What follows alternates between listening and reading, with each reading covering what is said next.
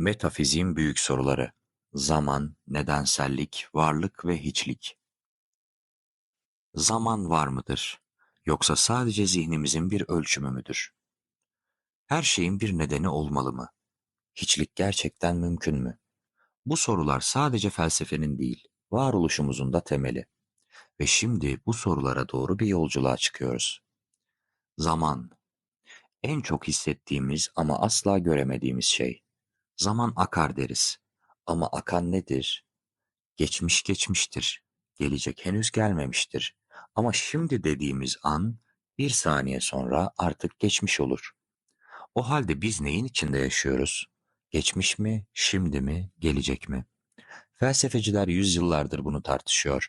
Aristoteles'e göre zaman değişimin ölçüsüdür. Bir şey değişiyorsa zaman vardır. Ama hiçbir şey değişmeseydi zaman olur muydu? Agustinus zaman nedir diye sorar ve ekler. Sormazsan ne olduğunu biliyorum. Sorarsan bilmiyorum. Çünkü zaman hisle kavranır ama akılla tanımlanamaz.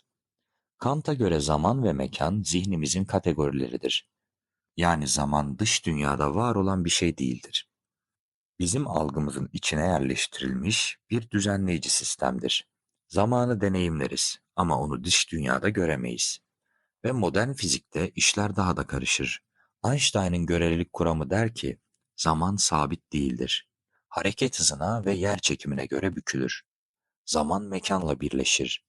Artık zaman değil, zaman mekan kavramı vardır. Bir kara deliğe yaklaşsan zaman senin için daha yavaş akmaya başlar.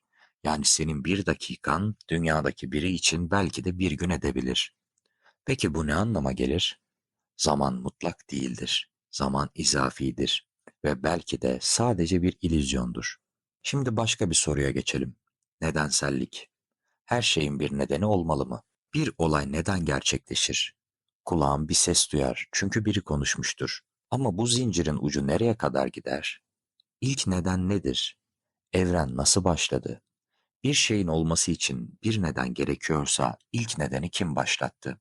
Aristoteles bu soruya ilk hareket ettirici cevabını verir.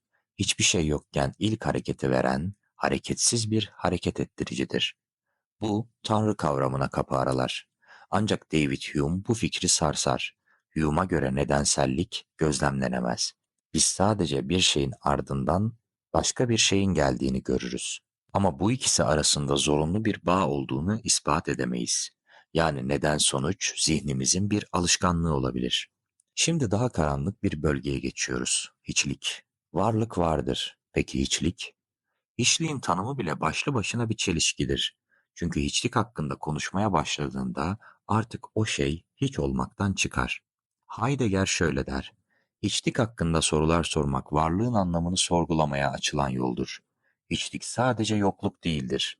Hiçlik potansiyelin de yokluğudur. Bir şeyin olmama halidir. Ama o hali bile düşünüyorsak, o hal artık hiçlik değil midir? Ve şimdi asıl soruya geliyoruz. Varlık nedir? Bu metafiziğin ilk ve en temel sorusudur. Çünkü her şey bu sorunun cevabına bağlıdır. Varlık sadece var olan şeyler midir, yoksa varlık tüm var olanların ardındaki öz müdür? Bir düşünce bir varlık mıdır? Bir duygu, bir olasılık? Varlık sabit midir, değişken midir? Bir taşımsı varlık mı, yoksa bir süreç mi? Ona dokunamazsın ama o her yerdedir. Ve son olarak ben var mıyım? Bu sorunun cevabı sadece metafiziğin değil, hayatın da temelidir. Ben var mıyım? Çünkü düşünüyorum mu? Yoksa düşünmem bile varlığı ispatlamaya yetmez mi? Bu sorulara verilen her cevap yeni bir soru doğurur ve bu sonsuz döngü. İşte tam olarak metafizik budur. Şimdi tüm bu soruların ardından sadece tek bir gerçek kalıyor. Soru sormak. Çünkü soru sormadığımızda düşünmeyiz. Düşünmediğimizde varlığın anlamını kaçırırız. Metafizik cevaplar sunmaz. Sana kendi sorularını bulman için bir alan açar. Zaman nedir? Nedensellik nedir? Varlık nedir? Ve en önemlisi, sen kimsin? Bu sorularla baş başa kal. Çünkü metafizik başkasının cevabını değil, senin kendi cevabını aradığın bir yolculuktur.